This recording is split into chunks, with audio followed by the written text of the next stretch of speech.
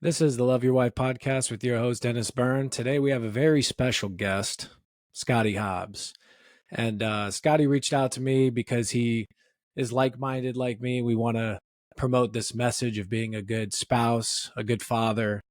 And he has a page on Instagram and he posts things like that. And I shared one of them. He reached out to me and he was very, very helpful with wanting to come on and kind of help me out in any way. I very much appreciate that, Scottie. You're welcome.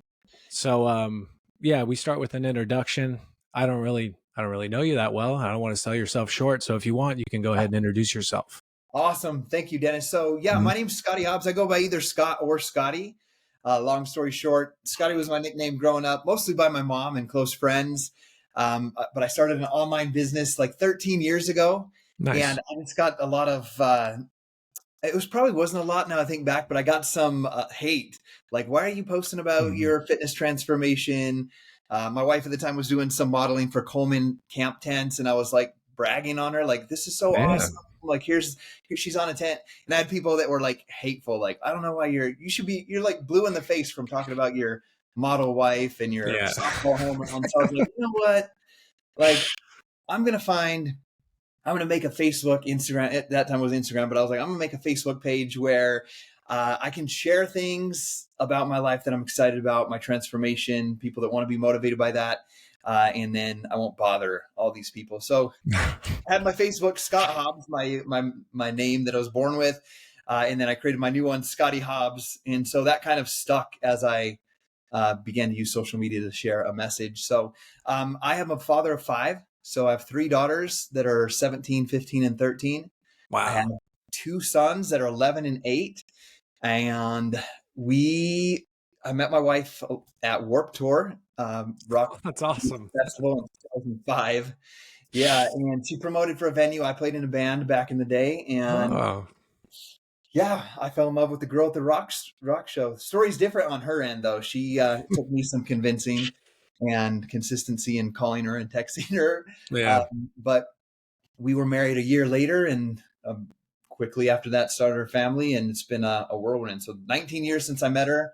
Our oldest will be 18 end of this year, so Oh, that's awesome. life's moved fast for us. So that's the long story short about who I am. Yeah, that's awesome to hear. And I feel that same kind of hate on my end because I'm a first responder, firefighter, and yeah, it's always looked down at to actually love your wife. And they're checking out nurses and stuff like that. And I'm like, I don't want to do that. Like what Yeah, I'm very happy where I'm at. And it kind of gets annoying to people, but it's not like I'm being annoying, it's just they're kind of like, yeah, I get it. You love your wife. yeah. So one of the first questions I typically ask everybody, all my guests, is do you love your wife? I just get it out there in the open. Yeah, absolutely. I adore my wife. She is the most incredible human. But I think it's important because some people watching this might not be married yet. They might be Yeah. newlyweds, could have more years on the board than us. But I think I've grown to understand more over the past 19 years what it really means to love your wife Hmm. uh, and and adore them, or adore her, or respect her. And yeah, I think I have conversations with her all the time. I think one of my biggest fears would be like I'm not afraid of. I know this is kind of deep. Like I'll I go am for it. afraid of it, and it would hurt deeply.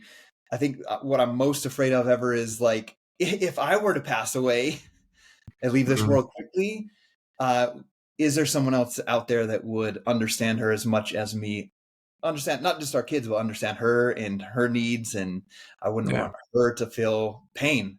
And so I'm like, I deeply love her because I wouldn't want her to have that pain. I would rather have the pain of losing someone than have her, not be here to comfort her and have her feel that pain. So I know that's kind of a strange way to word it, but Yeah. No, I, I guess you love her so much that you don't want her to kind of be without you because you feel like you can love her the best, right? yeah, I guess Yeah. that's right around the lines. Yeah. So, how did you propose to your wife? Yeah, so it was not fancy at all, and I Okay. still get crap for it. No, she doesn't give me crap, but it's more the kids give me crap. Like when they're like, "How did if that ever comes up? How did you propose to mom?" it was just, we were out on a walk and I had the wedding ring and we just went to a park of an elementary school down the road.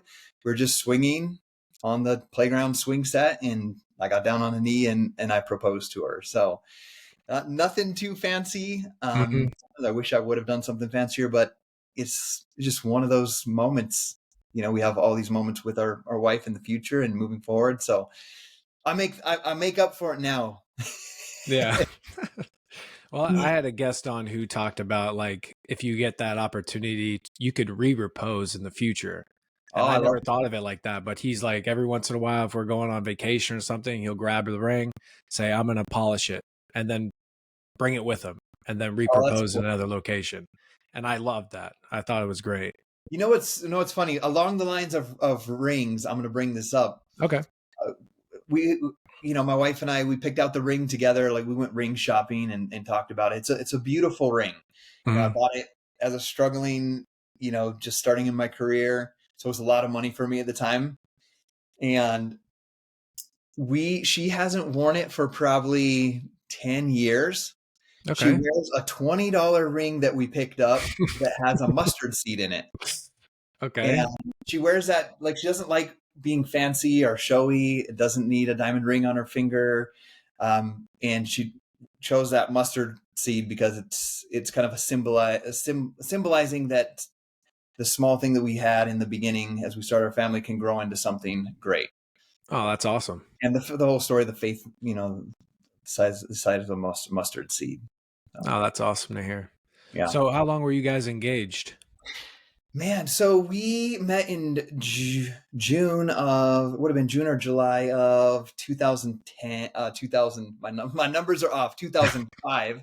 So Uh, born before 2005 in the summer.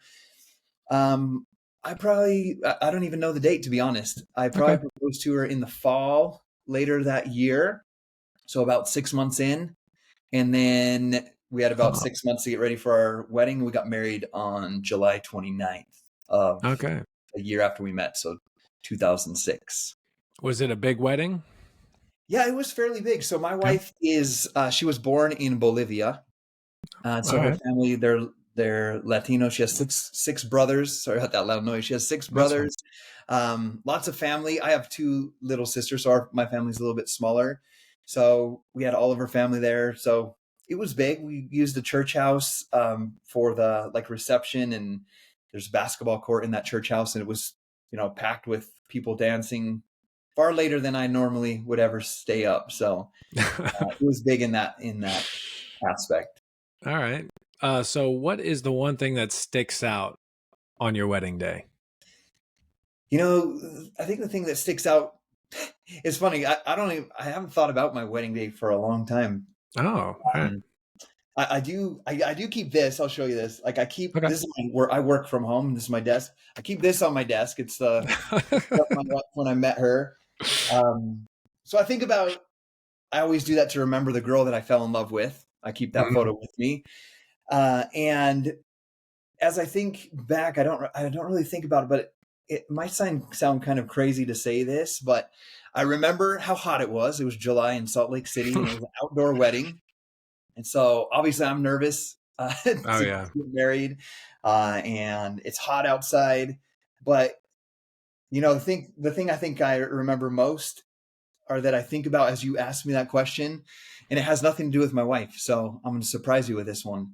Okay. Um, I remember my best man, and that was I don't have any brothers. He's my cousin, and we're the same age, and he's my favorite human on earth, other than my wife. Hmm. And he passed away a couple years ago. So when you asked me that question, I Oh just man. remember him standing next to me, and just being my wingman and my support and my encouragement. And he loved Gabby just as much as me and supported us. So I think about loved ones when I think about my wedding, because there was a lot of loved ones there. That's awesome, man. Sorry to hear about that. My best man was also my cousin. Okay. So that kind of hits home for me too. Very much. I mean, he's still living, but Yeah. yeah, I can't imagine. I can't imagine going through that. So I'm sorry if I brought that up. No, I'm I didn't more mean okay, anything man. negative, but I get emotional. I have two sisters, and my first three kids are girls, so yeah, I'm used to emotions. yeah. I mean, I don't blame you for that one. So how do you think your relationship has changed throughout the years? It's changed deeply. I think I was kind of thinking about this question, not this specific question, but thinking, knowing I was going to be on here with you today. Yeah. Um, and I had this college basketball player reach out to me from one of my reels as well, All right. asking for some questions. He's in a serious relationship for the first time, and they're both seeking God and thinking about marriage in the future. And so he asked kind of the similar question. And so I gave him some advice over voice text. I was like, there's many times over, the 18 years of marriage where I put other things first, Okay. like like my career, where I'd be more obsessed or passionate about growing my business, growing the numbers, growing the Hmm. income, growing other people than I was growing her. We met. When we met, I was a musician. So after we met, I still put out one other album and wrote songs for another album that got recorded after I left the band. And so there were times when I was more obsessed with how many people we could get on stage, the albums, the sales, the fans, Hmm. you know, and yeah, so there's those things. There's even been times where I've been put more time into the kids, like Yeah. spend more time with having five kids, especially when they're younger. Just thinking I'm loving my wife because I'm spending lots of time with the kids. Hmm. When her love language, I don't know if you've read the book, The Five Love Languages. Yeah. Uh, one of the love languages is mine is words of affirmation. So Okay. I just need her to say, you're a rock star. Like you're just crushing in your music. Your business is awesome. You're spending time with the kids. I'm so proud of you. That's all I need. I don't need to hang Hmm. out or have things done for me or have gifts but hers is quality time. And I ignored that a lot in the beginning. I would just give her what I needed. Like, you're the best wife. You're beautiful. You're the best Yeah. mom. But she doesn't need to be told that she's awesome.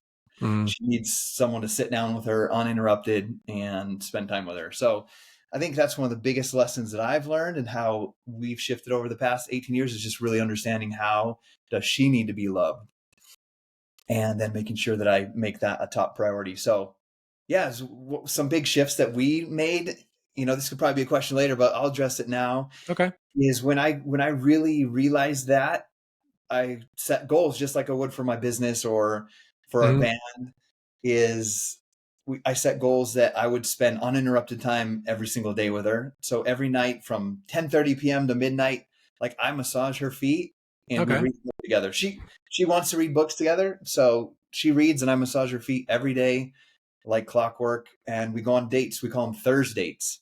So Okay.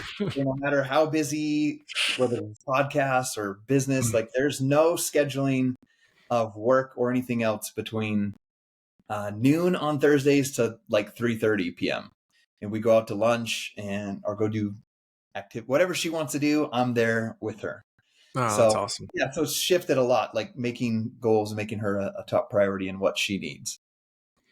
I feel like you and I are pretty similar because I'm a musician, not to I was on a Warp Tour, but Yeah, but I understand what you mean by the words of affirmation because after I play a song and she's around and I kind of like, you what'd hear you that? think? Did you hear that? I just played that. And Yeah. she's very much a person that wants to spend the time with me.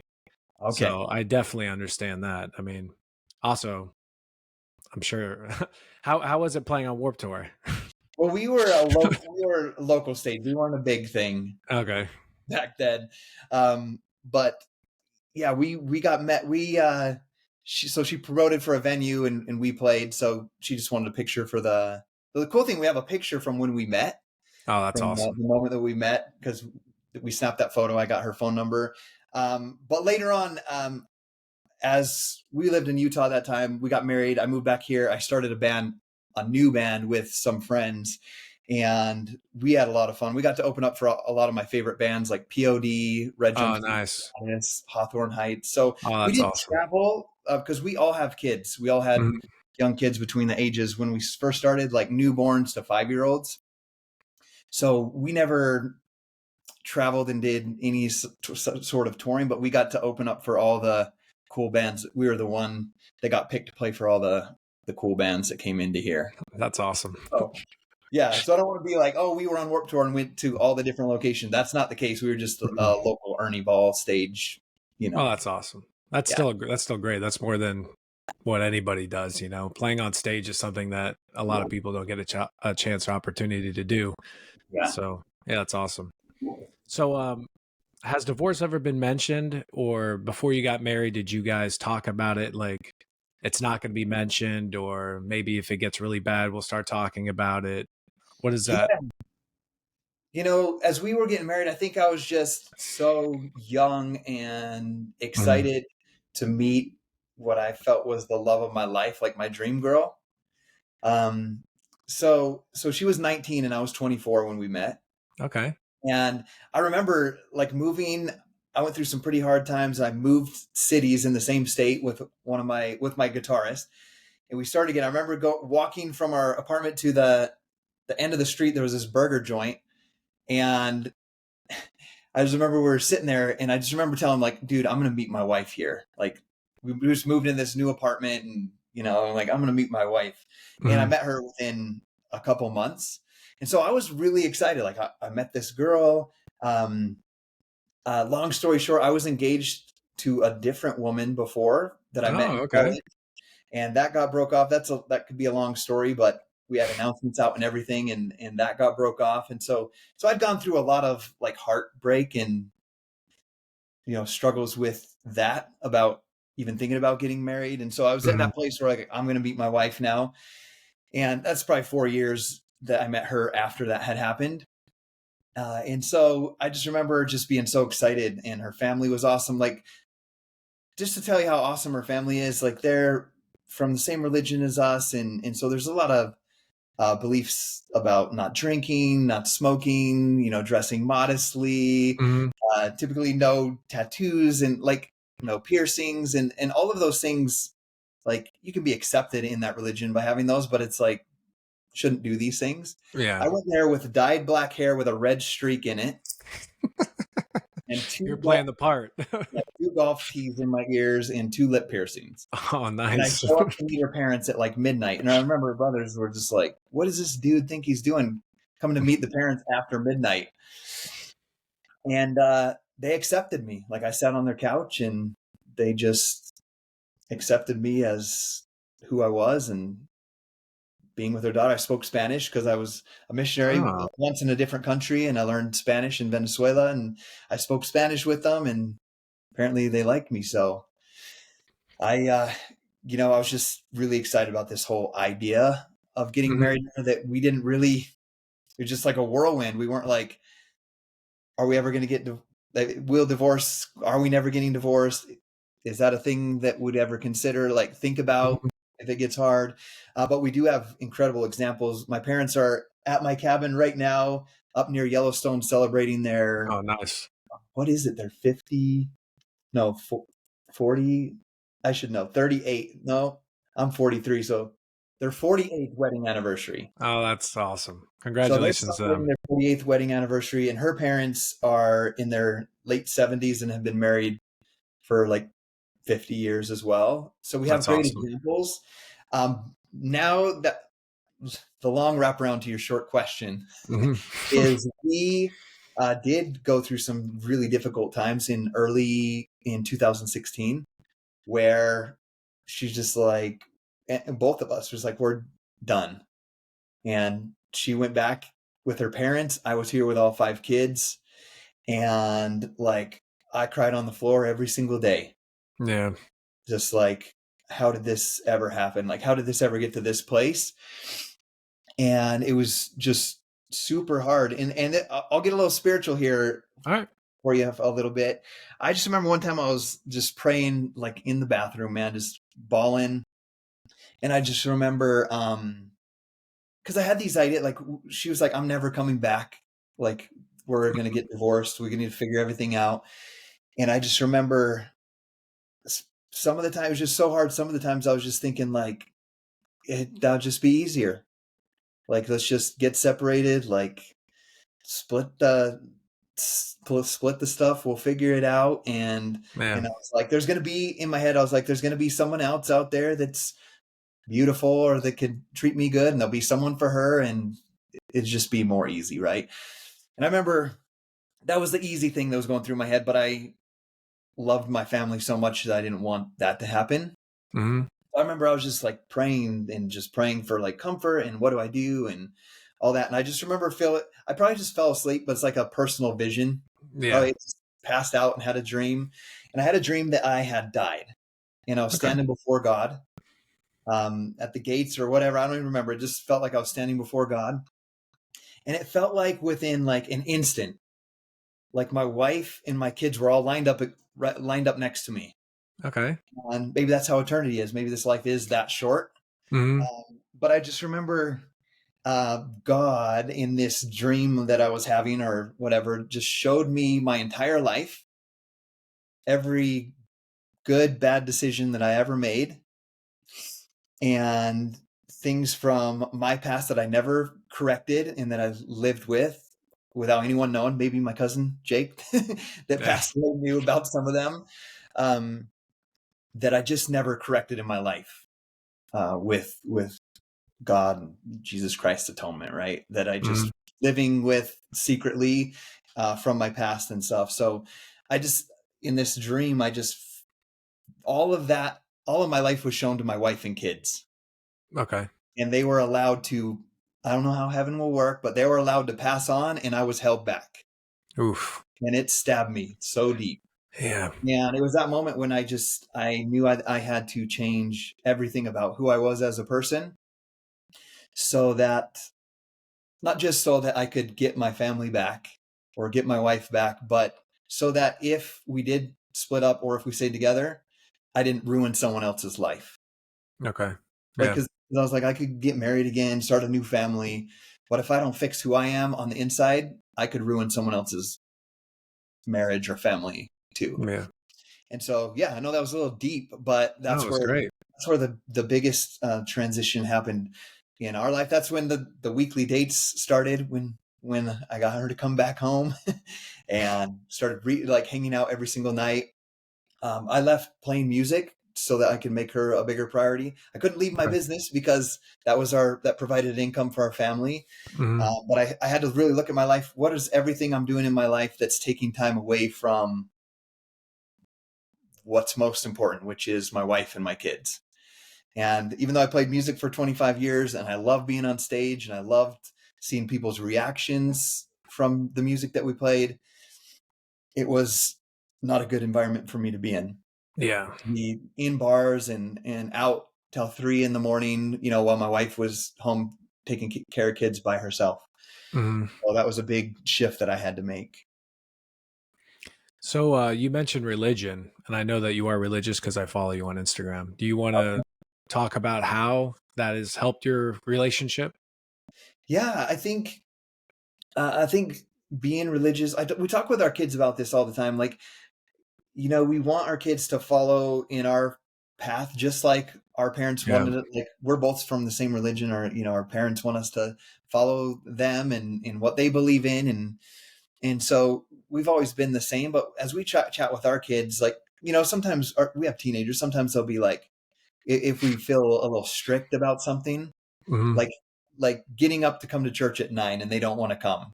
Yeah. But we make them come, right? Like, we've had the comments before, like, when I'm old enough, like, by you forcing me to do this, I'm never, like, when I'm on my own, I'm not gonna go. Like, kids just Yeah. make. I don't know if you have teenagers, No, but not yet. but no, but my conversation, like, when they have that, is like, I don't really care if you stay in the same religion as us or not.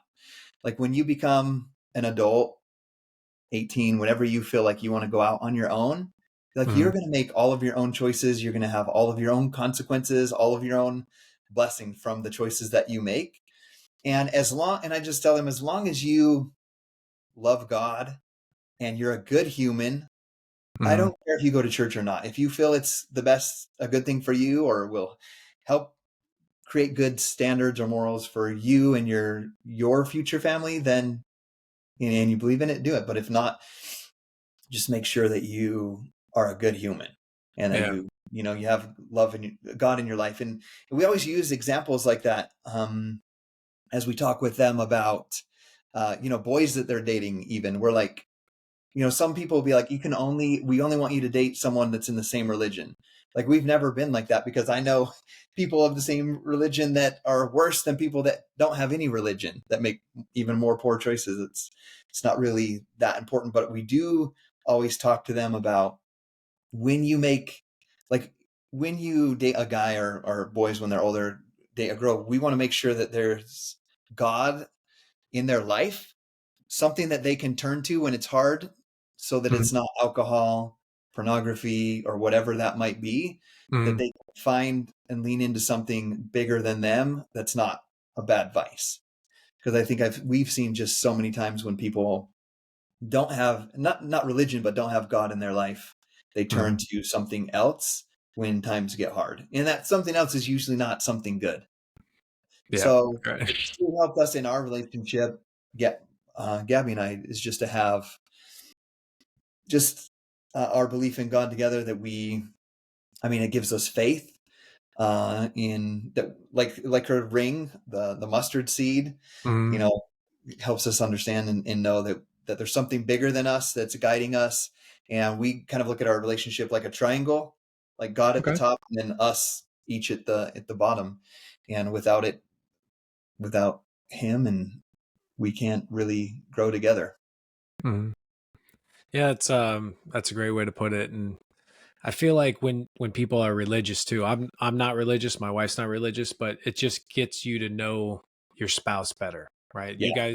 When you go to church, and I don't know what religion you are, but let's say the pastor, whatever, they have the sermon, Yeah. and then afterwards you can talk about it afterwards, like, hey, what'd you think about this? What'd you think about that? It's just getting to know your partner better. That's the way that I've seen it. Yeah. Inside of church, I think there's a lot of service opportunities.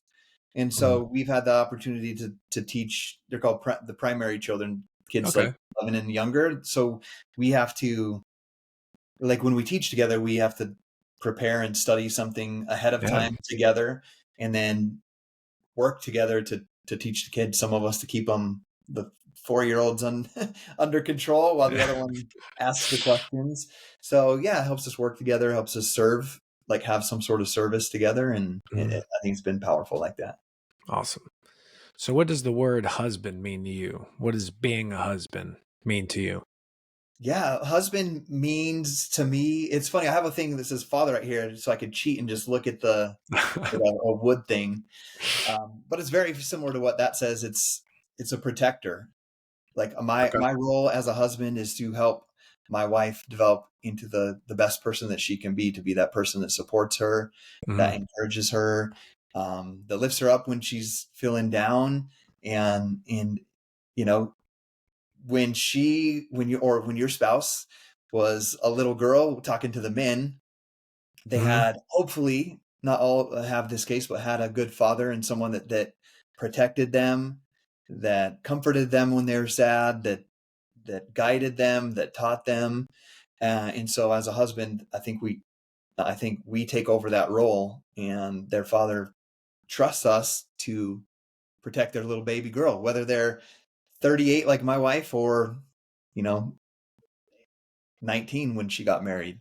Like, Yeah. he wanted me to be the person that protected her. And I think about So that as a father. Like, I have three daughters. Like, I want to protect my girls, and sometimes I may be strict on some things. Like this weekend, no, you're not going camping okay. with all of those people. Mhm. You're staying home, and like, I'm protecting her, because I know what types of things will go on at that camp out. Yeah. So I think the same thing goes at us as husbands. Like, our job is to help protect our wife as they leave that nest, and then protect them through the rest of their life. Yeah. And I find that ever since I became a parent, and I don't have daughters like you, but now that I know what it's like to be a parent, I can very much more appreciate my father-in-law handing over his daughter to me, Yeah. because to me, it's just like, oh, this is just what happens. And then you have a kid, you're like, oh my God, he's giving me, he trusts me this much that Yeah. he's giving me his only child. Like, she's an only child. So Yeah. I was like, That's a big wow, deal. it's a huge deal. So it's the same thing. I mean, you have daughters. I mean, one day, you're going to have to pass that on. And it sounds like you're taking that pretty seriously. Yeah. I hope they're good ones. Yeah. So what does the word wife or what does being a good wife mean to you? I think the same thing. My wife and I, when we read books at night, we typically lean towards relationship books. And Yeah. so we just read a book called Strong Fathers, Strong Daughters, Okay. by Meg Meeker, and we're reading Strong Mothers, Strong Sons. And it's kind of funny. I'm 40. I'll be 43 this summer. Hmm. But sometimes when I read the things about how the mother treats the son, like in my heart, I'm like, I still feel like that little boy sometimes that needed a mother to nurture or encourage or whatever it might be. Yeah. And so I'm like I'll stop her in the reading. I'm like like even though that's talking about an 8-year old with his mom, like I feel like that sometimes. Like yes, I'm the Hmm. one out there like training the boys, doing sports with them, and running a business and doing everything that we do. Like I feel like that inside. So this is what I need from you. So I think the role of a wife is to love, just very similar to that of a husband, not Hmm. necessarily protect physically, but I think my wife protects me spiritually, like There you go. holds me in line. Um, Even with the band thing, I don't want to say there's like an ultimatum, like stop playing music or be married to me. It's just like it was just helping me realize and understand, hey, you're gonna be a better father and husband if you're not at band practice, twice a Hmm. week from 8 p.m. until midnight when your kids are going to bed. Yeah. And when I need you, and it's not the best environment to be the best father and husband to be in a bar, like setting up with your band at 2 p.m. And then by the time you're all packed up and take all your equipment back to where you practice and getting in at 2 a.m. is not the best environment for you to be the best father and husband that you want to be. Hmm. So, because sometimes we get so driven as men about our ambitions and our goals that we don't look at all those things. Yeah. We're just driving like, let's launch this CD by this date. Let's get that next big. These are the next big bands coming in. Let's do what we Hmm. need to do to get on the radar so we get picked as the opening act. And it's not those types of things. Like I think she was more of a protector spiritually, just being like, you're gonna grow better and be a better husband and father playing wiffle ball with the kids in the Yeah. front yard using your time to do that versus playing music. Yeah. Just reeling you in, you It's know? real me and protect you, Yeah. my protector spiritually. Yeah. Yeah. So what are some ways you keep your relationship fresh? You mentioned the Thursdays. That's a great one. Yeah, so we have our Thursdays, going a lunch date. I'm such a creature of routine that this is still my struggle. Like it's the same thing. I'm like the same thing. Like leave at 12, go eat. We're building a house, so it's like go swing by the house, Hmm. and then go do any of the returns or whatever you have on your list together. So I need to do better at that. It's usually easier in the summer. We'll grab some kayaks and go kayaking or go on a little hike and whatnot. But we just try to do new things. I know what her bucket list items are. Like we've spent time before, like what are Okay. your bucket list things? So when finances and everything permits, I try to give her bucket list items and things that she wants to do. Like she loves boxing and UFC. So Oh, when nice. when Canelo fought Plant, I got her like the close seats for that fight, Hmm. and just like once in a lifetime things that I would probably never normally go do. Like I Hmm. like watching them, but I'm not the one to be like I'm going to spend that to go do that. So I know all of our bucket list items. We try to do those sorts of things. I love watching the UFC and MMA. Not Yeah, I don't really get into boxing, but yeah, that's awesome that you do that for her. And sometimes it's important to note that it's not always about you, right? So Yeah. if she really loves it and you're kind of on the fence about it, there's certain times where, she's like, "Hey, let's go to this Japanese garden museum." And I'm like, "Yeah, I guess." Yeah. I could shut her down and then make her feel like she can't suggest anything. Or Yeah. you just go and then try to make the best of it, and then you might have a great time. Yeah, one of the things that she called me out on before, she's a Gemini that's Latina, so I get to hear about it. That's a good thing in our relationship because she'll speak her mind, which helps me course correct really quickly over the past Yes. 19 years. Because it would be, I think it would be extremely hard if she didn't say things that were on her mind or bothered her and Mhm. held it in, because that's when resentment can build over time and then people blow up, right? Yeah. I remember when we were younger, she's just like had this desire to like, the big drums where you're like, "Boof, boof," I don't even know, like where you can just hit a big drum. She's like, I Mhm. really want to do something like that. And I just kind of laughed at it. Like, I don't, a dumb young kid, like Mhm. 27, 28. And yeah, she brought it up. I mean, it's been like 5 or 6 years ago. Just like that was really hard on, like, I shared something with you that I wanted to do and you Mhm. kind of just made fun of it. Yeah. And so, yeah, whenever she wants to do something nowadays, like I'm just like all on board. Like I'll give you an idea like that I love about her. We have this beautiful RV that can sleep all five of our kids and whatnot. That's And she awesome. has this dream of like just doing simple camping, like taking her Buick Enclave that you can lay all the seats down. She made some like window shades, and she got like little pots and pans like that a backpacker would take, that's real light and compact, and a little Mm. grill. And so like when she tells me about these things she wants to do, I'm like, yeah, like when she's looking on Amazon, like, yeah, get that. Let's get that. When the weather warms up, let's just buzz somewhere by the lake and sleep in the back of that car. That's going to be awesome. Mhm. But I would want to take, You're the camper. naturally, I would want to take the RV, Yeah. bust out the big propane grill and have the awning and have the TV in there. Yeah. Right. So just really paying attention to what her desires are and what she needs and wants, and being supportive of that. It sounds like she wants to join Alone. Have you seen that Yeah. show Alone? Oh, we watch alone. Me and my boys are, and she supports me in that. Me and my boys are gonna go. I hunt and fish, so we're gonna take our bows out, some Mhm. fishing line, and we're gonna try a 3-nighter and take nothing but some water. Oh, that's awesome. We're gonna go There during you berry season though, so I can make sure there's some really tasty berries at least. go. If the fishing's bad. Yeah. You gotta let me know how that goes. Yeah, I'll let you know. We'll do that in August. So Yeah. Okay. So how do you guys get over fights? yeah, we're really good at this nowadays. Okay. I think each of us have to grow individually. Like, just thinking back when we get in fights, like sometimes it would just go for days. Like Mhm. it would just like you just be, get she would be the same and I would be the same. I just get so mad inside and just like you just like build up this animosity or whatever it is of like, why would she do this, or why does she not think of it like this, and doesn't she see I do this, and like you just like build it up in your head without ever talking about it, Yeah.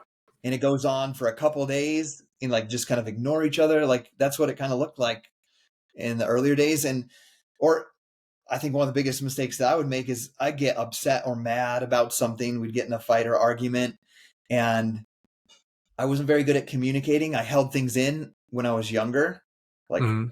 from my parents, from everybody. I was just very internalized.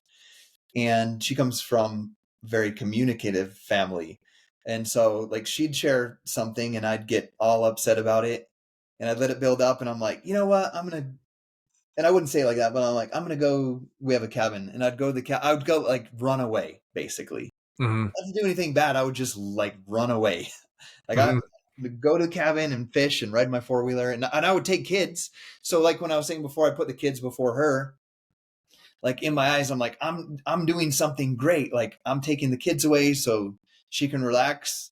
And like I've been with my kids. I've worked from home for 13 years, so I've been with my kids a lot, and I spend tons of time with them. And so I would take 4 kids to the cabin, and I'd have friends on Facebook and Instagram and in person just be like, I don't know how you can take 4 kids camp, and that's like just who I am. Like I love being around kids. But Mhm. thinking about it, I was really just running away from her and the problem. Yeah. And then so I'd come back and the problem would still be there. Like, she's quality time. So she's was mad Yeah. before, mad that now that spent time and taking the kids wasn't actually what she needed or helped with. So I used to run away a lot like that, I think, in the beginning. And now when we get in an argument or a fight, it's like we just like share our feelings very verbally, not yelling, but we're very strong to each other. Like, Hmm. this is how I feel. This is what is upsetting me. She'll say it back. And we'll even get to the point within less than an hour, like, I agree to disagree with what you feel about that. Not if it's her Hmm. feelings, but if it's about what we think someone should do. Like if she says if she's like, I feel hurt because you did this, I'm not going to be like, I disagree that you should feel hurt. Yeah. Never like that. But if it's like something that's not about their feelings, we're just like, okay, we disagree on that. That's okay. You were raised different than me. I was Hmm. raised different than you. You can have that opinion, and I have this opinion, and it doesn't have to be a thing like that we're mad about because we're not on the same page.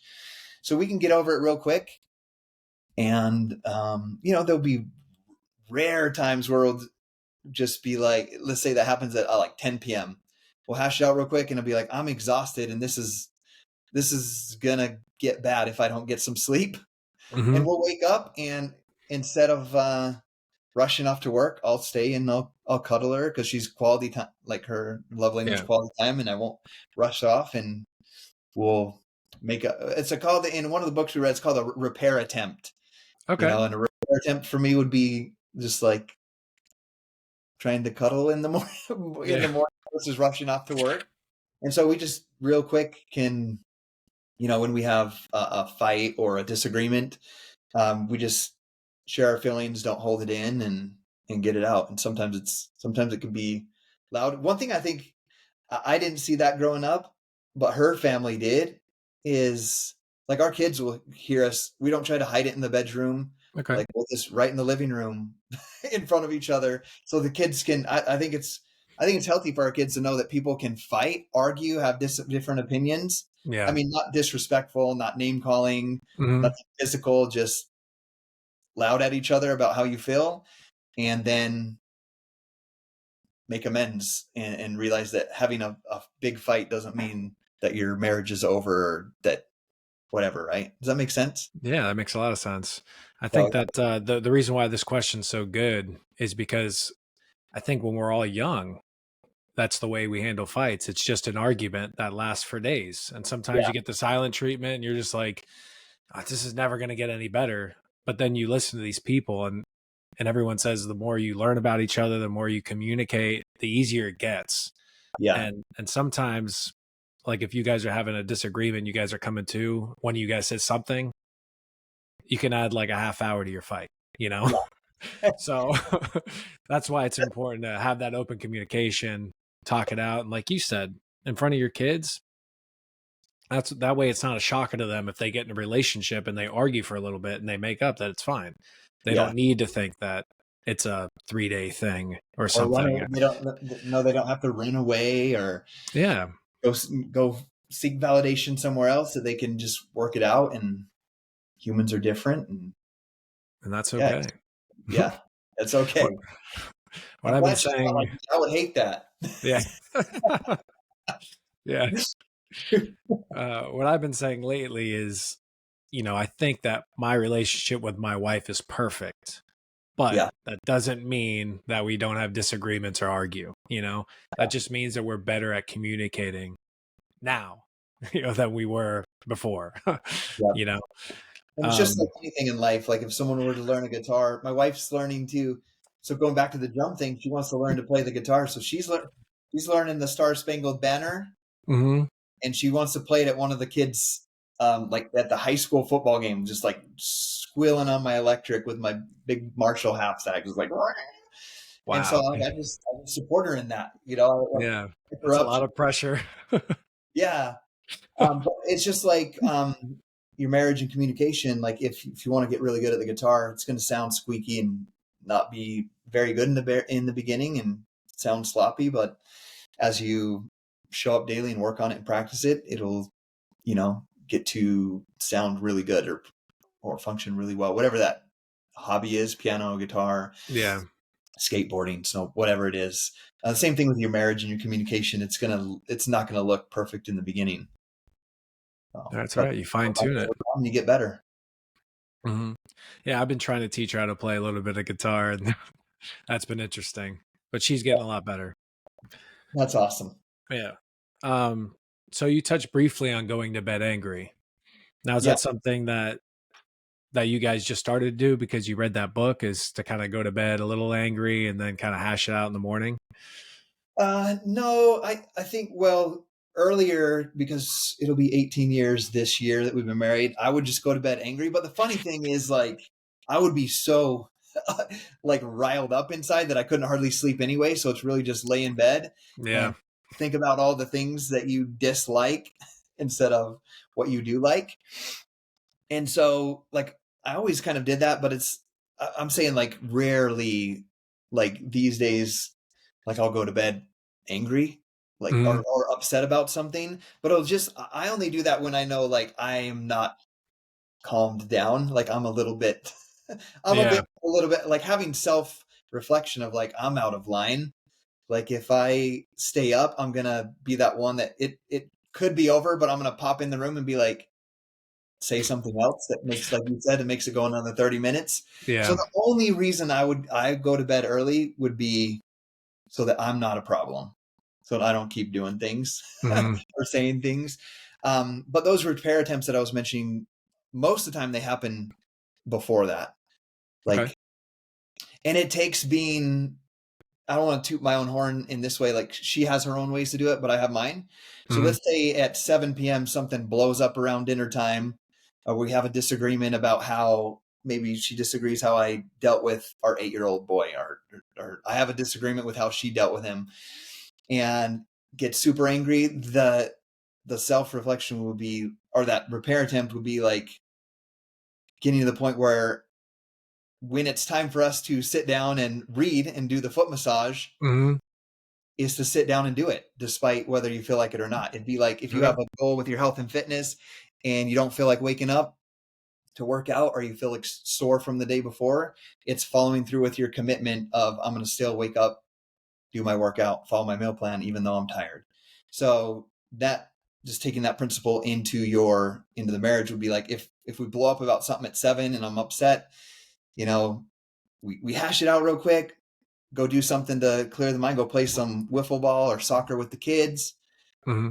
get into bed, come back in, and even though you don't feel like it, sit on the couch, be like, hey, you want to read tonight? Even though that happened 3 hours before or whatever, and massage the feet, even though you're like, inside a little bit, like, I'm about this, and just serving. And I think when you do those types of things, like, love happens when you just serve your spouse Hmm. and go outside of your own feelings just a little bit. Yeah, I like that. I like that analogy because I feel that way too. When you go to work out, you're not on every day, you Yeah. know, but sometimes it's just going through the motions, and you might find that you're not happy with your spouse or whatever. Then she starts reading, you start rubbing the feet, and then all of a sudden it's like, you know what, like that physical touch helps too, and just being in the Yeah. same room. So even something like that might hash it out. Yeah. I Yeah, think it's, that's great advice. yeah. So, yeah. So those of you out there listening, like, when you're upset at them, do something to serve them. It takes a lot of self control and Yeah. thinking outside of yourself, like, not being selfish in a way. Because if you think about, when you're angry at someone about something, whether it's your fault or theirs, like, holding on to that resentment, it's like, it's just a decision. It's like a choice. You're choosing to suffer just a little bit longer when you could choose to show love or service. And when you Mhm. show love or service, you feel good. Your Yeah. confidence grows when you serve someone else. Your self esteem is better when you serve someone else. Yeah, it's a unconditional love, right? So, Sure. and also that person knows that no matter what, you're going to be there. Yeah. You're going to be there at that time, rubbing her feet. She's going to be reading. She can rely on you to do that. I mean, that's great. So, have you guys had any health issues that you had to deal with as a couple? um, Not really, not too serious. Okay. Like with like her having health issues or me. I had some, but I love my wife to death. She is so good at telling me like when I have something going on, at teaching me not babying me, like Mhm. understanding like maybe I'm hurting with something or something's going on, but not babying me. Just the belief of like if you're like, oh, I have this. You're thinking about like I have my shoulder hurts, and you're always complaining about it, whatever it Yeah. is, right? She's like, you're the connection of your mind and body. Like your body will react and become what you talk about and speak about. Mhm. So she's really good at not letting me complain about things Okay. um, that I have, so that my shoulder injury isn't a year long. Because I'm talking about it. But really, we did have one. I did have one health thing. We were at a convention in Las Vegas together Okay. for our business, and I was part of a board. Like I sat on a board for a $1 billion company, and they're making big decisions inside of that company. And at the same time, this is at the same time that we're fighting to keep the marriage alive, like Oof. what Yeah. I talked All right. about. So fighting to keep the marriage alive. I'd already have my little dream that I talked about, and Mhm. now we're doing dates and reading every night and fighting for to make our marriage work. So I'm going through that. I'm building my own business. We just barely buy our second vacation rental, and I'm sitting on the board for this business and recording an album. I was recording an album and I let that go, but all those things were on my plate. Mhm. And I'm at this convention, and I speak at the convention too, not just sit on the board with the CEO and stuff. And I'm in the shower in the morning, and I get this sharp pain in the back of my head, and I black out completely and fall in the shower, Wow. like just out, just blacked out, like unconscious.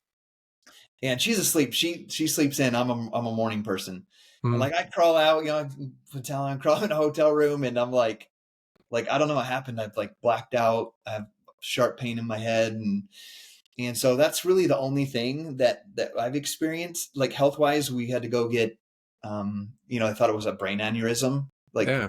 usually you could die from that, or sometimes you don't. So I got to do all the CAT scans and stuff, but that's been the only serious thing. But the funny thing is when I was talking with the doctor before all the scans, Mhm. he's like, "Are you stressed out?" And I'm like, "Absolutely not. I'm happy as can be. I'm good. Like I Yeah. had a thriving business, and Mhm. and so my turns out after all the scans there was nothing there. Mhm. I just had high blood pressure, and I was Ooh, okay. 37. And they're like, "Are you sure you're not stressed?" I'm like, "I'm not stressed out." And so they got me on blood pressure medication, and I'm a very optimistic, positive person. Like I'm Yeah. the even just any everyday thing. I'm like, "Oh, that's just it, $15,000. Like that's money. Like if you can fix something with money, it's not a problem. Like we'll figure Mhm. that out." Like I'm very like anything happens, I'm like, "Oh, that's a simple fix. We'll figure that out." Like I'm very optimistic and positive like that. And so um just because I'm like that, when the doctor had the high blood pressure, he put me on high blood pressure medication, Mhm. and felt so I never felt it before. I felt so depressed. Like I just Oh. felt like just heavy and depressed. I'd never been like that in my life. And it was from Mhm. the high blood pressure medication. Yeah. So I got off it immediately, got into a daily habit of like instead of I played like heavy music my whole life. So when Okay. I work out, it's like screamo and hardcore, any like music like that. And so like I changed to listening to classical music. I started meditating every day, sitting in the sauna for 20 minutes during a meditation, Nice. and got my blood pressure down to normal. But it's funny because during that time she just supported me in all of those things. But that's really the only like health issue we've had, was just extreme stress. And she just really in that time helped me realize what are the things that I needed to let go because I was doing so much. I Yeah. was still playing because I left the band at that time, even though we were started on the second album recording. So I left the band. We had a daily family vlog. Like at that time on YouTube, it was like really popular for people to vlog their lives, like families or different YouTubers. Okay. And I made a daily vlog on top of my business for our family. So every day I would be like filming content, editing when the kids went to bed. So I let that go. So she has helped me understand what things are not important in our life right now. Mm, So my health and fitness online business that I was doing, that was important. That provided the lifestyle and for me to be a stay-at-home dad. Um, the music was not important. The vlogging was not important. And so she helped me just identify what things are we going to keep doing, what things are we not going to do. mm. So those are really the only things, and she's helped a lot with that. It's such a manly thing for us to do. I would have done the same thing. Like, are you stressed out? Never been stressed a day in my life. No, You know, when the food, just straight up lie. yeah, we're But I would have done the same thing, you know? yeah. So, but I was just overwhelmed and stressed out, and yeah, Yeah, a because lot on your our plate, bodies. man. The thing about our bodies are really, if we don't take care of our body or a relationship, it will let you know when you've reached a limit that it needs a rest.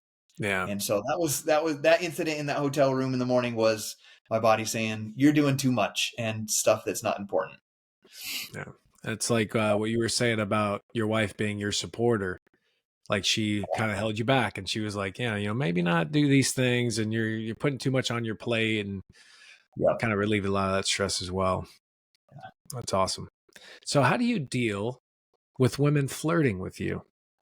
Yeah, so this is one that I actually talk with a lot in people that I mentor in our business. So our business model is basically I help people with their health and fitness goals, like Okay. meal plans, supplements, workouts, and I do that all virtually online. But then once somebody gets results with the programs and falls in love with it, I then teach them how to build a business and help other people. Okay. And so if you think about it, speaking of the men, I do this with both men and women, but we're talking Hmm. about the men, for example, to answer your question. You have a transfer. So this man, you help this man or myself in this case have this transformation. Maybe you're a little fluffy, you got the dad bod, and now you Hmm. have a six pack and you look real good, right? And you start putting pictures online on social media, before after pictures. Um, the messages can start to come in that could be flirtatious from women, not the messages that you're trying to get, which are someone looking for help with their health and fitness, right? Yeah. So the thing that works best for us, speaking of the band, that's one of the reasons I had to go stop playing. Like I didn't need to be in a bar where there's drunk women. Yeah. Oh, as a fit guy up there, fully confident rocking a guitar. Like I can Hmm. make the decision not to flirt back, but it was just getting myself out of that sort of situation. Like just removing myself from the situation. So that's That's one thing. smart. Yeah. Remove yourself from the situation. The same thing Hmm. would be like I do I have my podcast as well. I meet with prospects that want to join my business, and I'll never meet with a female prospect face to face, like in person. Yeah. But I'll meet male prospects for lunch. I'll be like, hey, let's go get a breakfast burrito and we'll sit for an hour and talk. But I'll never do that with a female prospect. And I recruit just as many men as I do women. So I don't Hmm. put myself in a position. And it was actually my wife's mom that gave some incredible advice on that. She's like, don't even do anything that someone could make up a story and tell that would make you look bad. Okay. Yeah, that makes sense. So it'd be like, even you, if you have no intentions, let's say I'm taking a female prospect for my business or I meet them for lunch. I'm not taking them. They drive from their work. I go meet them in a public place, like Hmm. fully innocent, right? But somebody could come in, and you shouldn't really care what people think, but this is her point. Yeah. Somebody from your high school you haven't seen for a while, or your neighbor, could come into that same burrito place and see me without my wife at lunch with someone else. And even though it's a totally innocent business meeting in public where nothing could happen, it could look bad. And she just kind of taught us, never put yourself in a position where it could look like something that it isn't. And so Mm. I think that's a good piece of advice that I took from my wife's mom. And then as far as this is, some guys will be like, oh, that's not manly, or why would you do that? My wife is really good at, with our kids, our Mhm. daughters, they, all three of our daughters have phones. They plug them in at a certain time in a place where we all put our phones. And like I go to bed earlier than her, like she'll go through all their stuff and they know it. Like they Yeah. know that mom's going to go through the stuff. My wife can get on my phone. She knows my password. She can get on my Mhm. phone, go through any of my Facebook messages, Instagram messages, my my text messages, and I just give her permission to do that, just to be like, "Hey, you have nothing to worry about." Because I do. I talk to I probably start I start a conversation with you. Yeah. I do that with probably 10 to 20 people a day, and maybe Nice. half are women, half are men. And so I just say, hey, you have nothing to worry. Like you can at any time look through my phone, any messages, anything.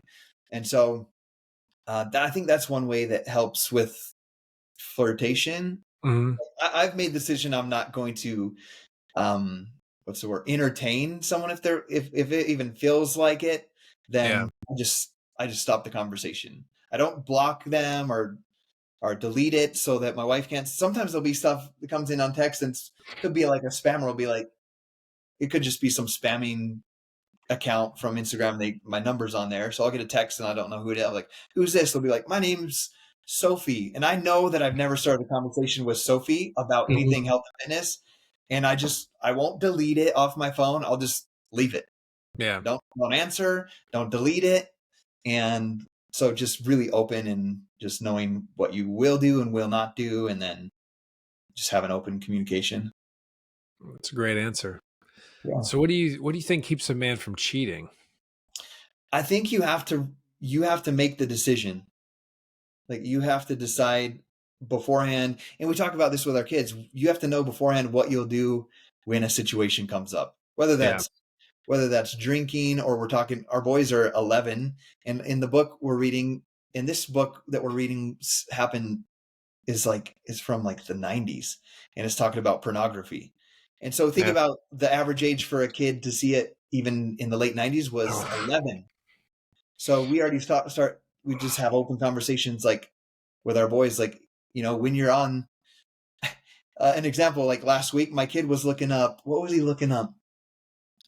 It was something, but he Google searched thong.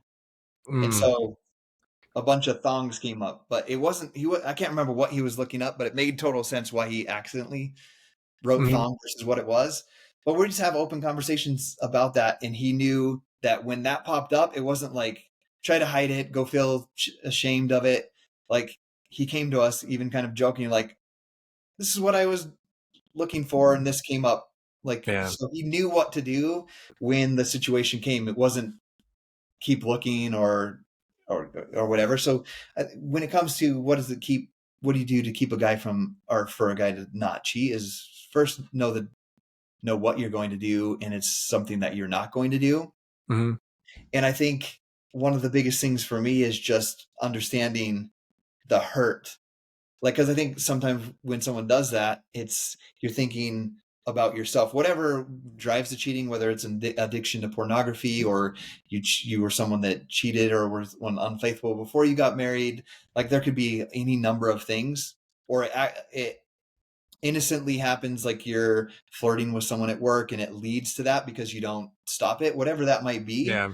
um you clearly have to make that decision beforehand. But what I always think about is how sorry if I'm always looking down here, I'm always looking at her as I'm answering the question. It's fine.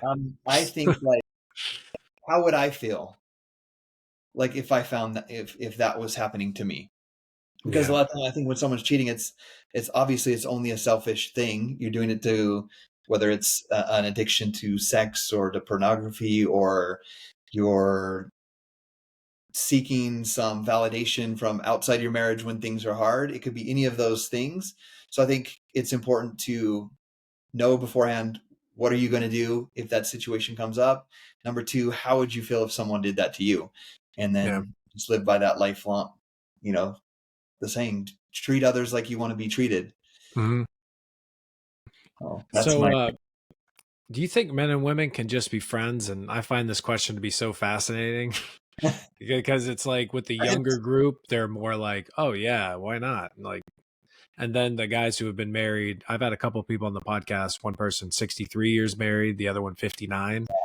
So, and they were just like, oh, why would I ever have a friend that's a girl? Like, that doesn't make any sense. You know, my Yeah. wife's a girl. Like, I don't need. So, what are your thoughts on that? I've never really thought about it. I didn't think about that question coming. Well, I didn't really think about any of the questions coming, but Yeah. like I have acquaintances that are friends. Like I have business partners that are female and friends. But like to meet in person with another female, Hmm. I personally go do my workouts at the gym, and half of the people that I talk to and know names of are female, half are males. But I wouldn't be like with the guys. Sometimes I'd be like, "Hey, we should hit this workout together," or "Today I'm working on jump training. You want to do some box jumps?" I would never go to one of the. Let me get a drink of water. I would never go to one of the girls and be like, "Oh, you're doing some Bulgarian split squats. I need to do those. Let's do them together." Yeah. Like, I would never do like hang out with a girl of what like I would with men. I think this question's kind of different for me. Like I think my career before I did online coaching, I worked. I feel like Hmm. I'm going around, and I don't want you to feel like what's he trying to hide. Like like when I worked in a steel factory before, I worked in this factory with 100 men, and I came Hmm. home to just my kids and my wife, and so there's no even need to have a conversation with a woman. They're like doesn't make they're not around unless you went out and actively sought it. Yeah. But whereas right now I help men and women with their health and fitness, and I mentor men and women in their health and fitness business. Hmm. But like to give you an idea, when we go to a conference or a training, my wife is always comes with me. My wife, we stay in the same hotel room. She comes to every event that I do in person. So when I'm working with clients or business, like my wife is with me and clearly with me.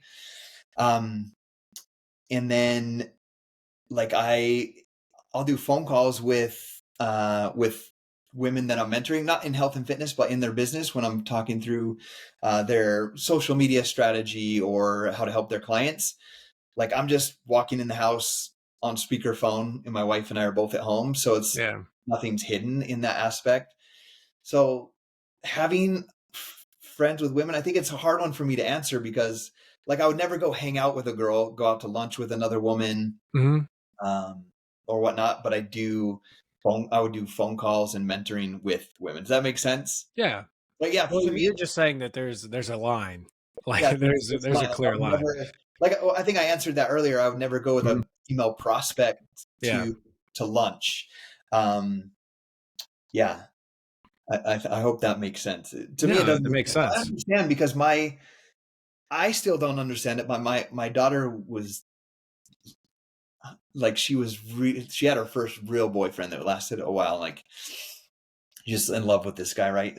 They're not together right now, but she has a male Hmm. best friend, and I love that kid. Like she might be on the like I want her to marry him. Yeah. Like, like he comes over and he sits on the couch with me, and he's just like, "Oh, I'm so pumped about what you're doing with that." And he's like he's just maybe it's because I'm words of affirmation. He's like, "I want to be like you." Like he's just a Oh, there cool you kid. go. He Yeah. comes and talks to me, sits on the couch with me, where the boyfriend doesn't do that, didn't do that Yeah. type of stuff. And like they've gone to prom 3 times together as complete friends. Like they went to prom while she was dating the other guy. Oh, really? Like, and he knew that it was her best friend. So that's where I'm like, this new generation is so much different. But Hmm. then as I think about it, I'm like, I don't know how myself as a high school kid could go with have a like my daughter's beautiful. Like she's the daughter of this one, right? Like, Yeah. I don't know how this kid can just be a friend. Like Mhm. like, if I was him, I would be so in love. So I don't get how they could do that. I know that goes off the topic of the marriage one, but thinking Yeah. of what you're saying about this older generation, like, oh no way, I have my wife. Why would I need a female friend? You So think it's just because they're young? I think Like your that daughter and the I don't yeah, and how long have they been friends? Have they've been best friends for probably a while. Like did they oh, grow this up is like together? high No? school, like 3 years, Oh, 3 or 4 really? years. Okay. Yeah. And like, yeah, so I don't know.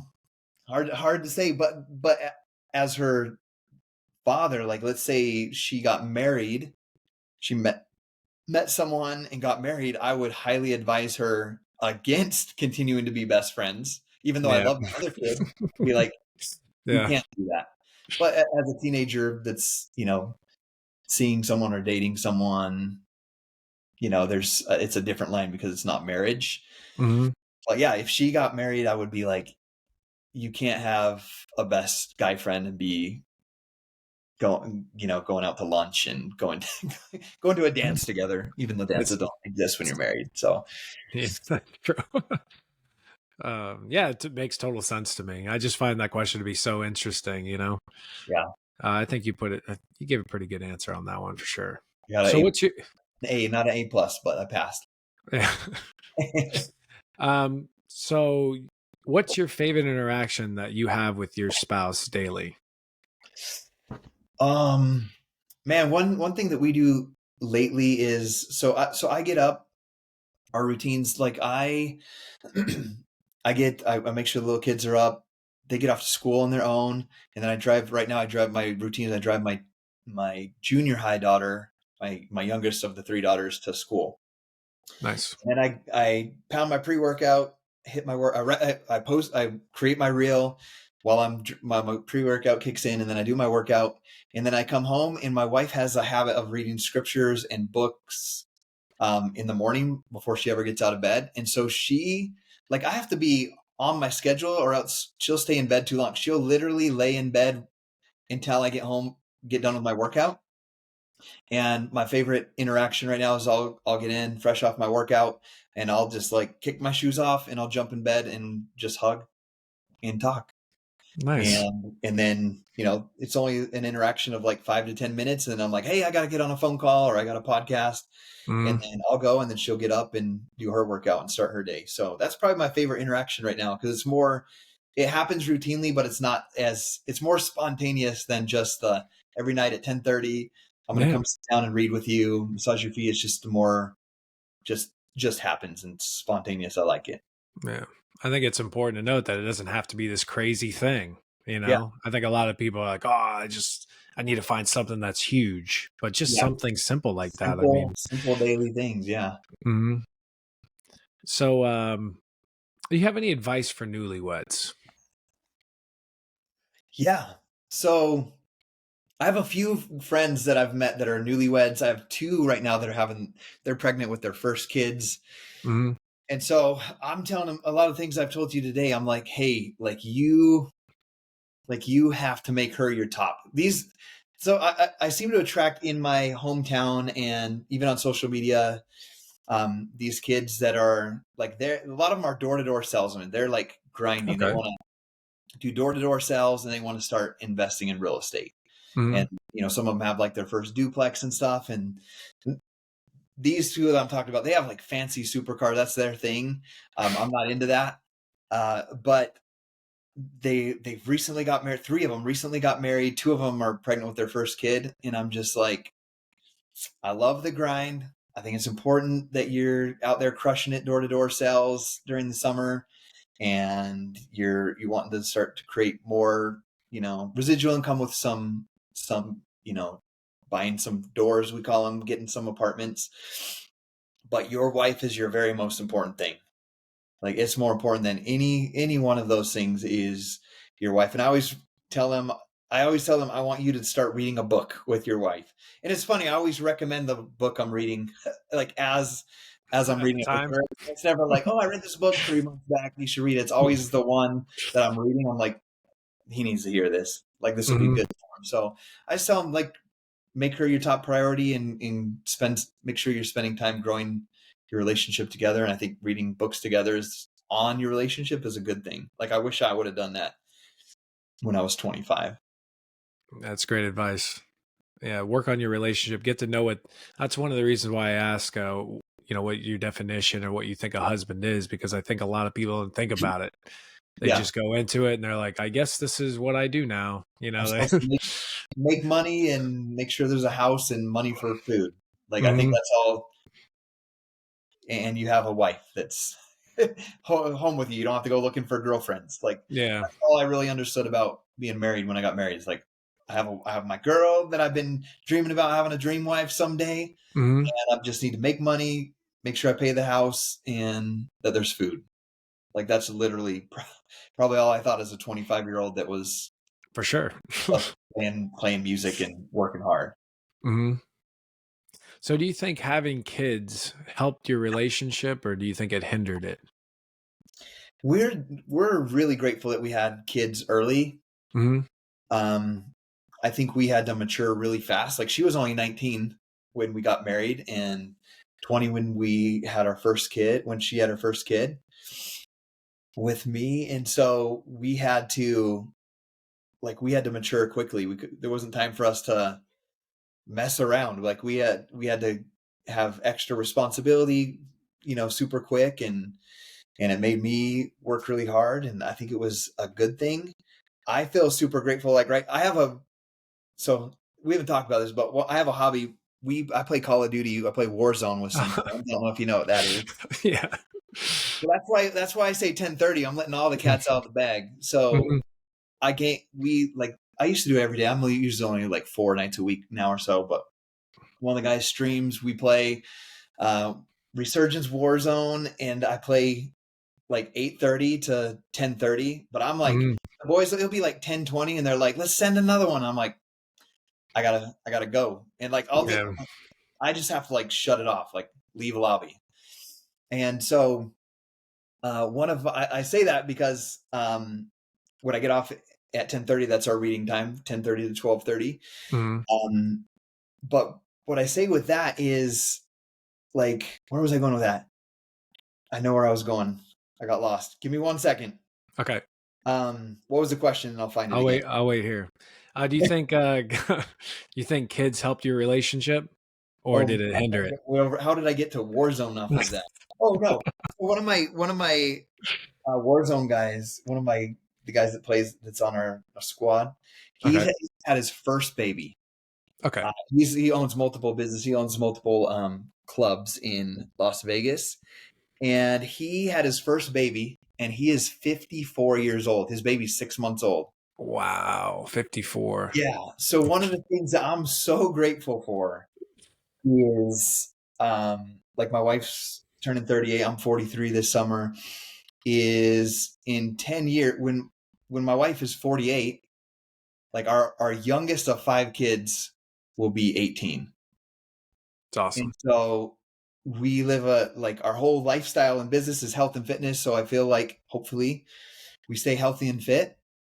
And like with our kids, whether they're at college or whatever they're doing, like we'll be empty nesters most likely before she's 50. And that's Hmm. a lot of years that we'll have to be able to explore, camp in the back of her car, and Yeah. live her camp dream in the back of her SUV, and just do lots of fun things. So I'm grateful that we had kids early, Hmm. so that you know I could be young and healthy and fit and ambitious and driven enough to build a business where I've been home with them since 2012. So my first kid was born in 2006. So my oldest was only 6 years old when I started working from home, and she's almost 18. So I'm just super grateful because I've had so much time with them. My wife and I have both Hmm. had so much time with them that like I wouldn't change it. Like I'm I'm grateful that we had kids young and early.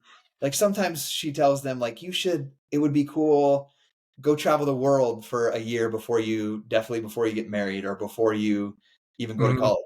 Go, if you want to go to Hawaii and live on the beach and sell hats on the beach, go try it out before you go to college. Like my wife's very much like that because she got married at 19, Hmm. and we had kids quickly. So she kind of gives them advice like at least go spend a year or two and figure out who you are before you get married. But we wouldn't change it. Yeah.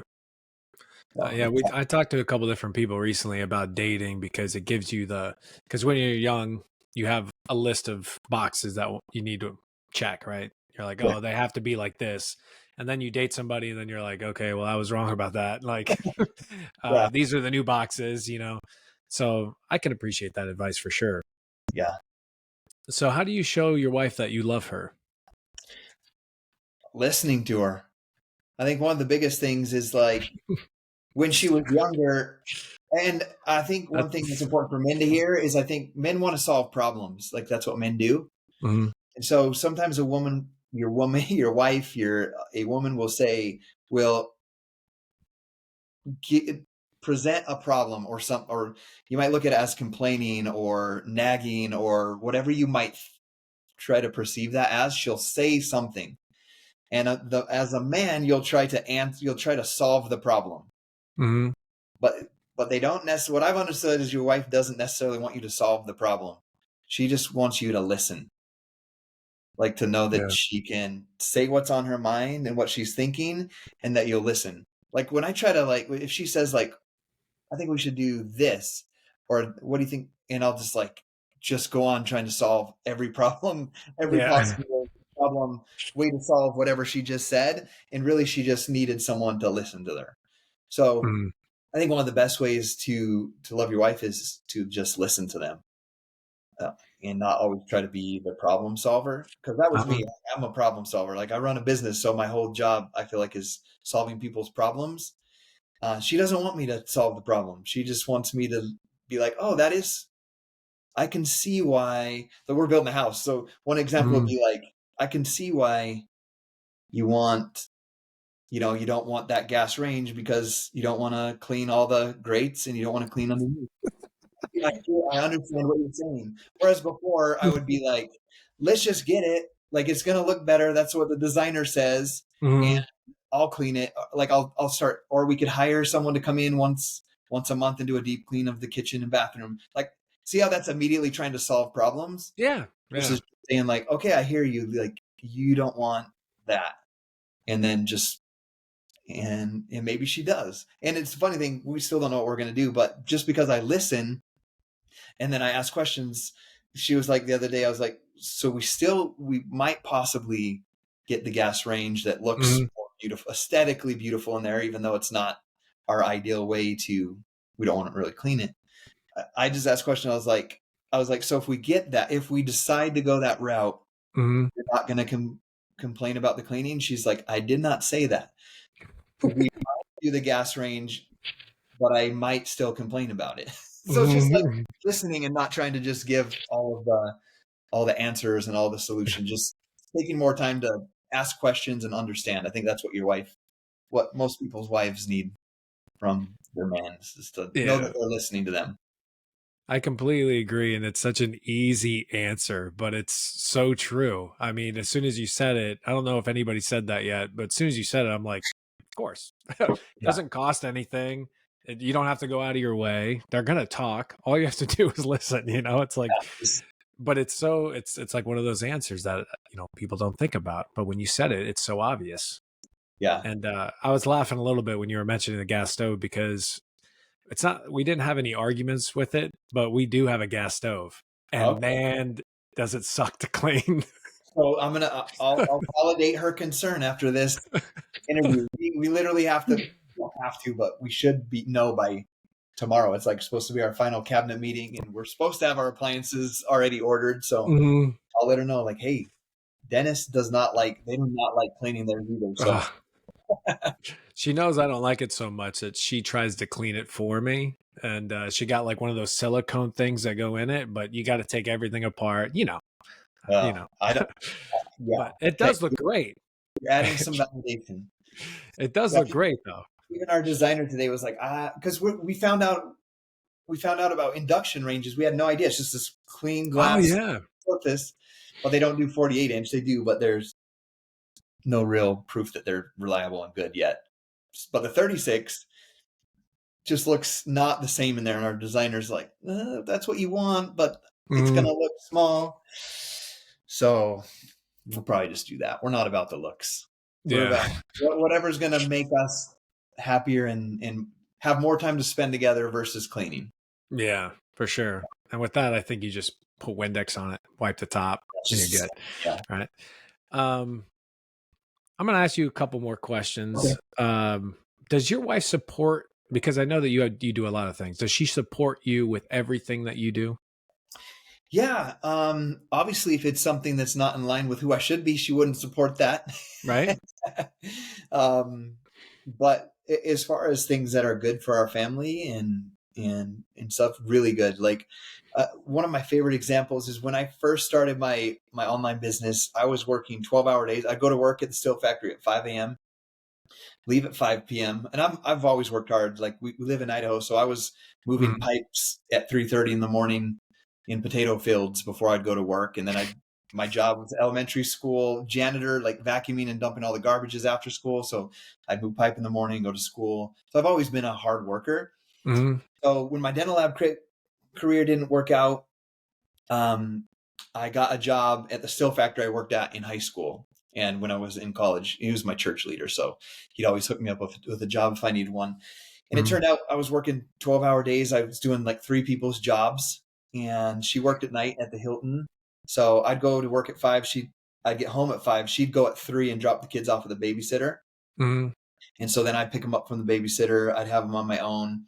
And so I'm working super hard and I'm trying to like get out of that situation.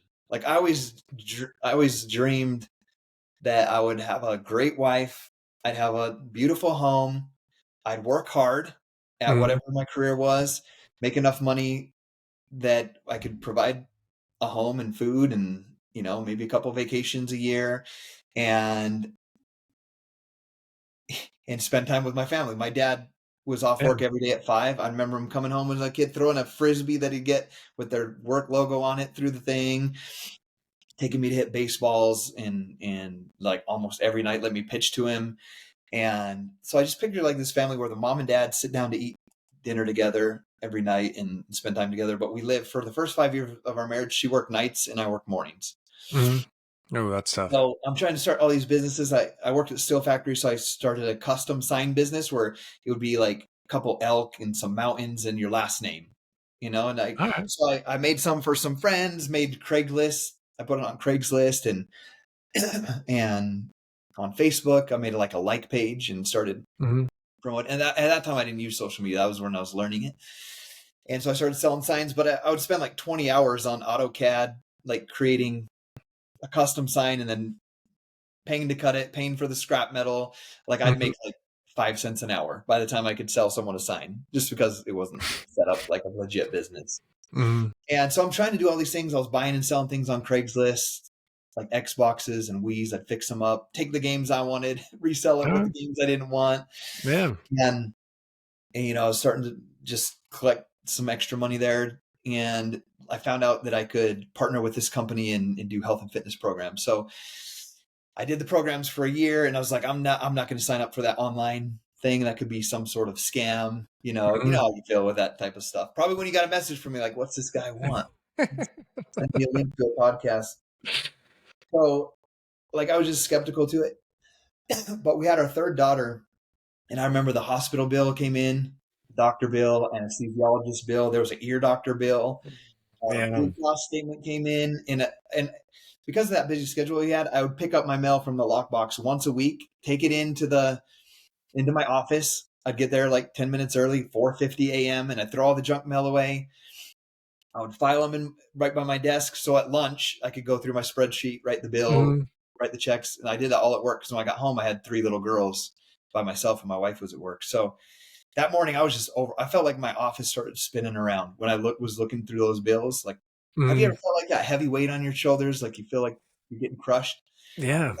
That's how I felt. And so I just had this feeling like you should just do that online coaching thing. Because I'd been thinking about it for like 8 months, but skeptical.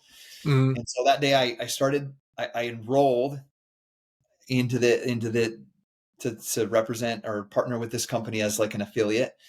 And I call my wife later because she's at work and I'm like, hey, I was like, I signed up to do that coaching thing. And she's like, I don't know what that coaching thing is, but I believe in you.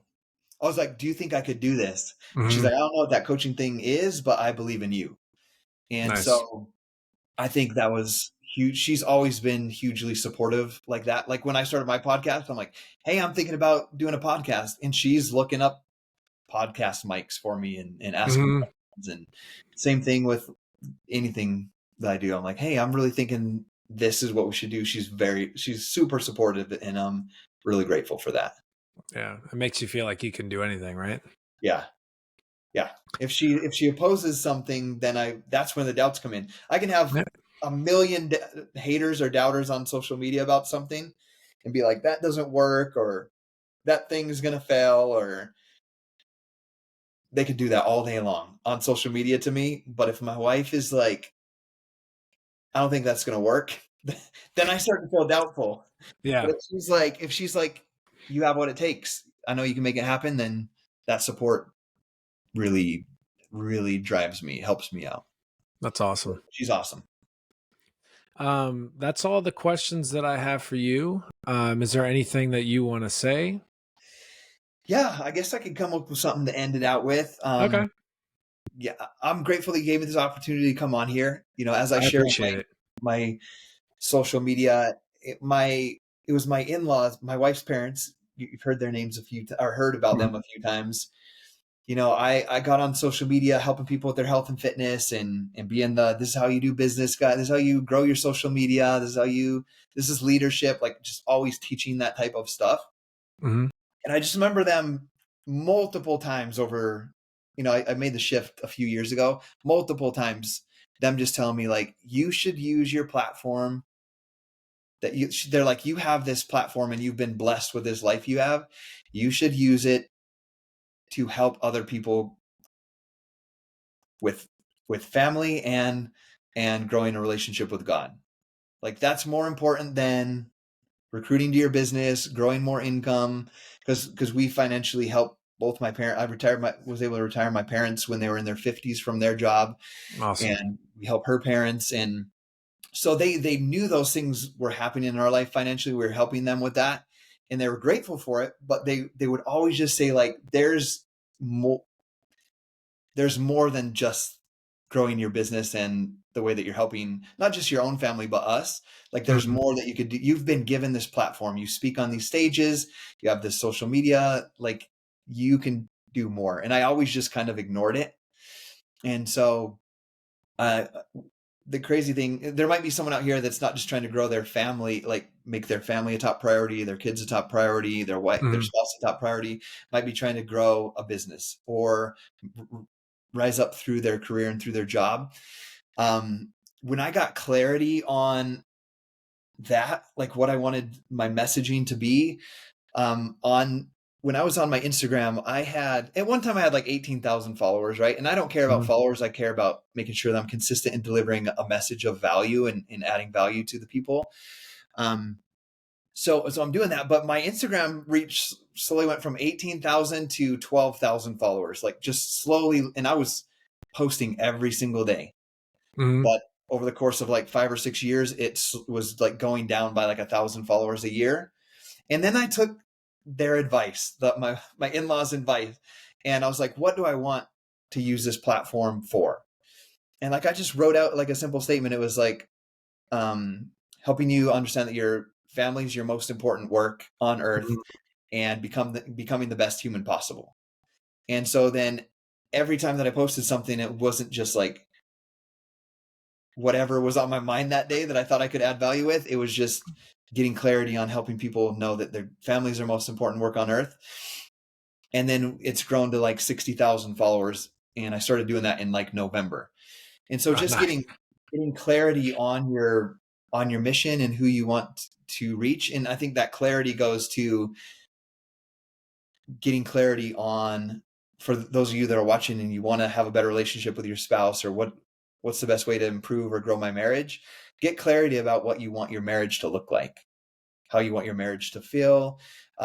Because sometimes in life, I think we have the ladder up the wrong wall. Like, let's Okay. say right here, let's say there's two walls, and this wall is like your ideal relationship with your spouse and your kids, right? And to get to the top, there's got to be a ladder. Mhm. The ladder's leaned against this wall, which could be growing your income, buying the next, upgrading your house, getting a new truck, Mhm. going on, like all of the different worldly things that don't really matter when, in the end. Um, and you're just like blinded, like by your daily, you get up and you work and you grind. but you could be climbing up the wrong ladder. Mm-hmm. And so just make sure that you know where the end destination, have clarity about where the end destination is. Because if I think about it, I'm 43. We've been extremely blessed in our businesses, in vacation rentals, and being present with my kids over the past 12 years since I've worked from home. But let's say all of my vacation rentals for some reason were just gone, and my house was gone, and the business that I've built is just wiped to zero. Mm-hmm. Well, I have a solid relationship with my wife and kids, and we love each other. Like, I'm winning, Yeah. and we have our health. I'm Mm-hmm. winning. Like, I'm winning, and I think I have that mindset because my wife is from a third world country, from Bolivia, so she Mm-hmm. knows what it's like. That all you need is 4-cylinder walls and six. They had 7 kids. All 7 kids and the parents can live in a little 2-bedroom and be happy and have great relationships with each other.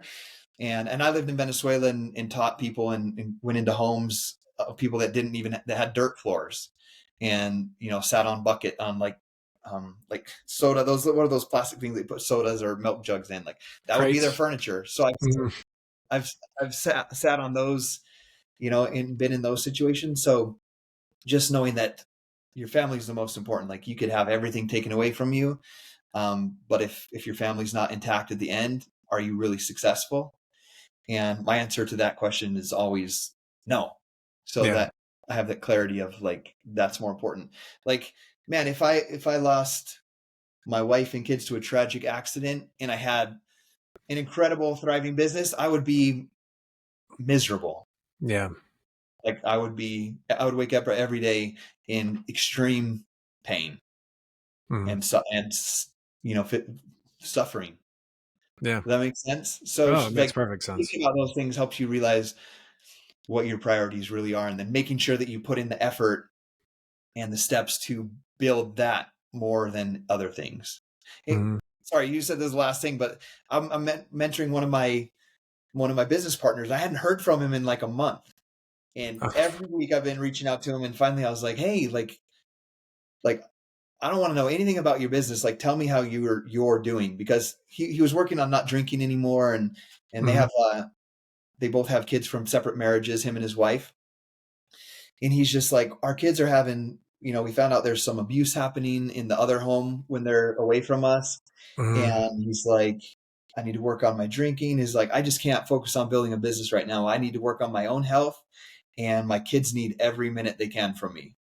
And I was like, dude, you don't have to hide from me on that. I was like, my mission is not to help you grow. Like, never, nowhere on my mission statement does it say I have to make sure that you crush it in business and have the most sales and most growth ever. Mm-hmm. It literally says your family's your most important work, and help you become the best human possible. So don't hide from me. Like, I'm here to be your friend and help you get over, like, stop drinking, make sure that you're healthy, and make sure that your family is your top priority. And I was like, dude, you're only 40. We got like almost 30 more years of work life before the average retirement age. So we Yeah. got lots of time. Let's focus on what needs to be focused on and work on that right now. So if you're out there listening to this, that's my advice: is make sure that you have some clarity about what's most important in your life.